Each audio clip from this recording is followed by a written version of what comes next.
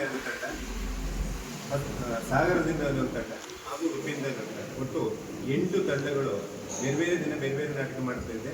14ನೇ ತಾರೀಕಿಗೆ ಚಾಮಚಲುವೆ ಅನ್ನುವಂಥ ನಾಟಕ ರಂಗಾಯಣ ಟ್ರಸ್ಟ್ ಮೈಸೂರಿನವರು ಆಡಲಿಕ್ಕಿದ್ದಾರೆ. 15ನೇ ತಾರೀಕಿಗೆ ನಮ್ಮ ರಸ್ತೆ ಇರುವಂಥದ್ದು ಕಲಾರೋಣ ಶಿವಮೊಗ್ಗ ತಂಡದವರಿಂದ.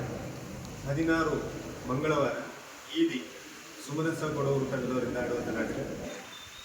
17 ಮಾರಿಕಾಡು ಎನ್ನುವಂಥದ್ದು ಅದಮ್ಯ ರಂಗ ಸಂಸ್ಕೃತಿ ಟ್ರಸ್ಟ್ ಬೆಂಗಳೂರು ಇವರಿಂದ. 18ನೇ ತಾರೀಕು ಗುರುವಾರ ರಾವಿ ನದಿಯ ದಂಡೆಯಲ್ಲಿ ಸಹ್ಯಾದ್ರಿ ರಂಗತಂಡ ಶಿವಮೊಗ್ಗದವರು ಆಡಲಿಕ್ಕಿದ್ದಾರೆ.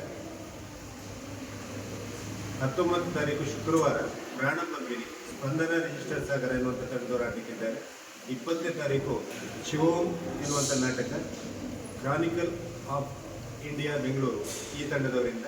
ಹಾಗೆ 21 ಕೊನೆಯ ದಿನದ ನಾಟಕ ಮಗಳೆಂಬು ಮಲ್ಲಿಗೆ, ಇದು ನಮ್ಮದೇ ನಟನೆ ಬೆಂಗಳೂರು ಇವರಿಂದ ಆಡಲಿಕ್ಕಿದೆ. ಹೀಗೆ 8 ನಾಟಕಗಳು ಪ್ರತಿದಿನ 8 ಗಂಟೆಗೆ ಪ್ರಾರಂಭವಾಗಿ 10 ಅಥವಾ 10 ಕಾಲಿಗೆ ಮುಗಿತದೆ. ಯಾಕಂದರೆ ನಾಟಕದ ಅವಧಿ 1.5 ಗಂಟೆ ಮಿನಿಮಮ್ ಇದ್ದರೆ ಮ್ಯಾಕ್ಸಿಮಮ್ 2.25 ಗಂಟೆ ಇರ್ತದೆ. ಇದು ಸ್ಪರ್ಧಾ ನಾಟಕ ಅದರಿಂದಾಗಿ ಅವಧಿಯೂ ಕೂಡ ಅದಕ್ಕೆ ಸೀಮಿತವಾಗಿರ್ತದೆ. ಪ್ರತಿದಿನವೂ ಕೂಡ 8 ಗಂಟೆಗೆ ಸರಿಯಾಗಿ ನಾಟಕ ಪ್ರಾರಂಭ ಆಗ್ತದೆ.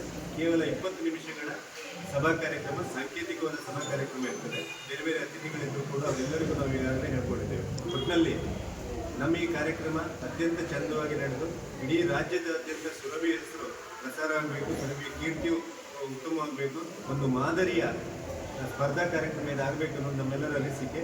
ಇದಾಗಬೇಕಾದ್ರೆ